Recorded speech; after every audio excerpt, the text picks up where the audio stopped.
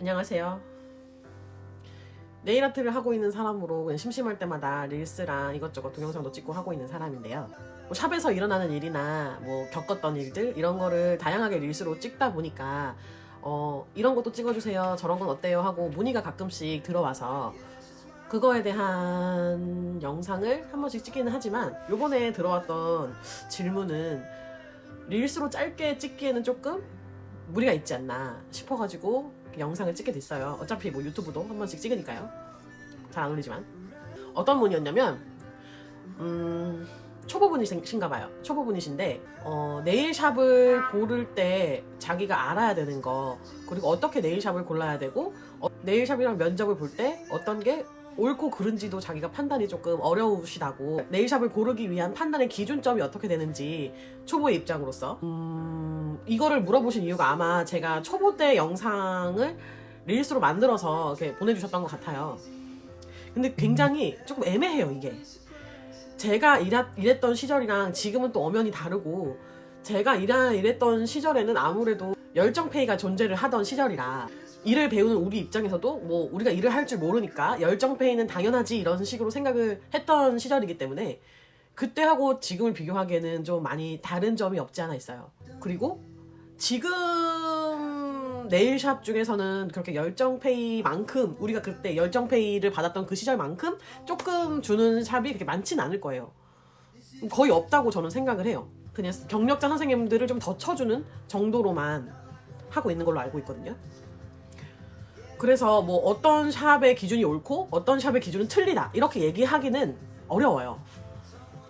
만약에 제가 다시 초보가 돼서 다시 일을 구한다 라고 생각을 했을 때 기준이 맞는 곳에 들어가야겠다 라고 생각했던 거를 공유하는 게 차라리 낫지 않을까. 당시에 저는 자격증을 땄다고 해서 바로 실전에 투입을 할 수 있는 상태가 아니란 말이에요. 그래서 내가 얼마나 이 샵에 들어가서 제대로 된 교육을 받을 수 있는지, 얼마나 기본에 충실한 곳인지, 일본의 기초 케어라든지 이제 드릴이라든지 좌타입 젤의 사용법이라든지 이런 거를 배우는 게 굉장히 붐이었고, 그래서 이제 그런 거를 배우는 데에 저는 좀 많이 중점을 두고 내가 좀 적게 받더라도 내가 기술을 제대로 늘릴 수 있는 곳이면 좋겠다라는 생각으로, 그 왜 많이 올라오잖아요, 구인 사이트에. 구인 사이트를 보고 그때도 인스타가 있었나?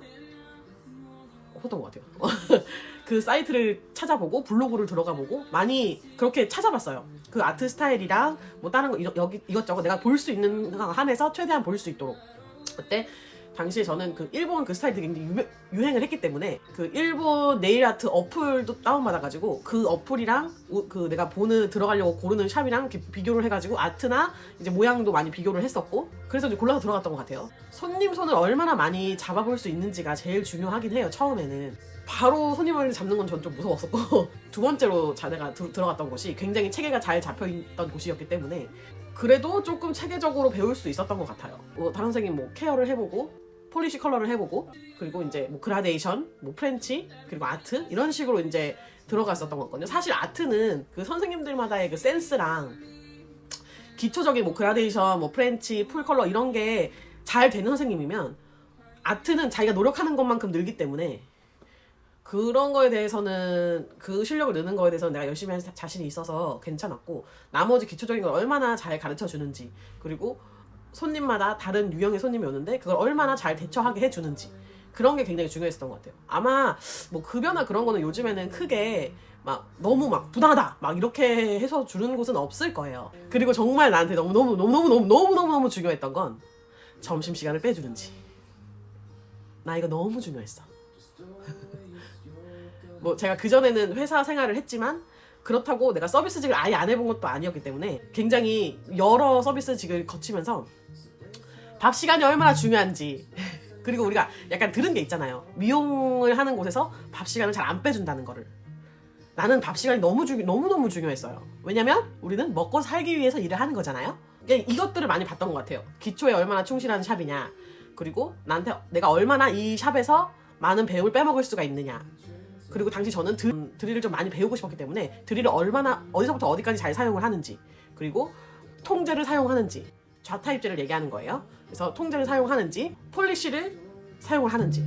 그때는 그래도 폴리시를 좀 사용을 하던 때라, 그리고 내가 이제 네일 아트의 길로 접어섰는데 아무래도 폴리시가 제일 기초 중에 기초잖아요. 그 그런 거를 좀 많이 해볼 수 있는지. 근데 제가 찾았던 곳은 폴리시로 아트까지 하는 곳이었어가지고 굉장히 다양한 경험을 그래도 할 수 있었던 것 같아요. 그 당시에 원장님이 하던 소리가 여기서 너네가 배운 걸로 평생 써먹을 수 있을 거다. 평생 써먹을 수 있게 해주겠다라는 마인드셨는데 실제로 나는 거기서 배웠던 걸로 지금 평생 써먹고 있어요. 요즘에는 잘 사용하지 않지만 뭐 거기서 에어브러쉬도 사용해봤고 폴리시도 아트도 해봤고 뭐 당연히 젤 연장, 아크릴 연장 뭐 그런 것도 다 해봤고 그리고 나중에는 또 문제성 발톱에 관심이 많으셨어가지고 그 문제성 발톱에 요즘에 막 레푸스 많이 하잖아요. 그게 굉장히 그 고가의 제품이고 그거를 하는 곳이 이렇게 많지 않고 그러니까 초기비용이 굉장히 많이 들더라고요. 그래서 내가 그 돈을 들이지 않고서도 그거에 대해서 또 많이 배우고 뭐 실전으로서도 사용을 해볼 수 있었고 그래서 확실히 거기서 배웠던 거를 평생 써먹고 있는 것 같기는 해요. 그래서 나는 처음에 어떤 곳을 들어가느냐가 굉장히 중요한 것 같아요. 이제 저는 아예 처음부터 완전히 제대로 배우는 곳을 고르고 싶었고 저랑 친한 담임 선생님은 손을 많이 잡아보는 게 중요했대요. 막 기초에 충실하게 알려주고 그런 게 아니지만 자기가 손님 손을 잡는 거를 빨리 익숙해지기 위해서 좀 뭐 박리담회식으로 많이 손님을 이제 끌어들이는 그런 샵을 들어갔는데 선생님은 그것도 괜찮았다고 하더라고요.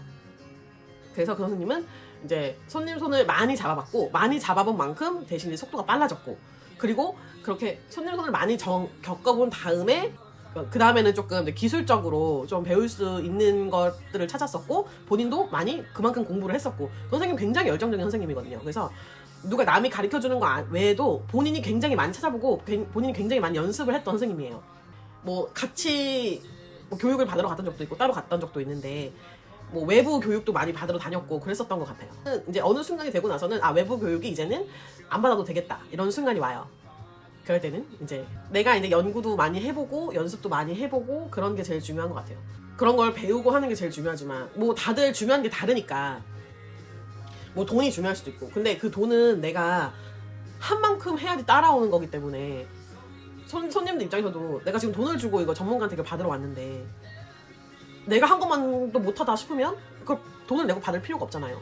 그래서 나는 기술을 익히는 데 제일 중점을 뒀고 정말 잘 가르쳐주는 곳이면 어느 정도의 뭐 불합리한 거는 난 괜찮았어요. 자기가 뭐가 제일 중요한지를 생각을 해서 이제 샵을 찾는 게 낫다고 생각합니다. 제가 이렇게 말씀을 드리는 게 선생님들한테 얼마나 많은 도움이 될지는 모르겠어요. 사실 제가 배웠던 때랑 지금이랑 또 상황이 많이 다른 상황이고 네일 아트를 하는 사람도 굉장히 많아졌고 어쨌든 결정은 본인들이 하는 거기 때문에 그냥 제 얘기는 참고만 해주시는 게 좋을 것 같아요. 뭐 수다스럽게 이래저래 떠들었는데 그래도 끝까지 봐주셔서 감사해요. 안녕. 안녕.